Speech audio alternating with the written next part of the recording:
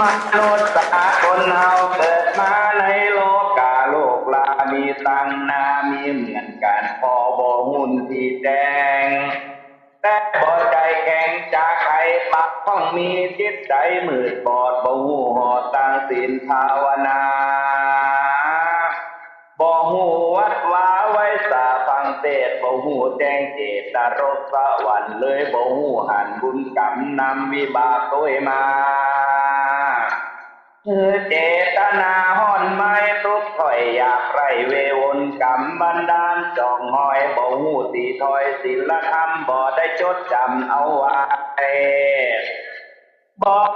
เอาไก่บัณฑิตนักปราชญ์ผู้ฉลาดโบหารคติธรรมคำสอนโบราณเปิ้นสั่งสอนเปิ้นใดก่อนไหวเจรไอไผ่คนใดฟังแล้วเหมือนได้เพชรแก้วแล้วปฏิบัติตามแก้วสามประการอักษรพอเป่า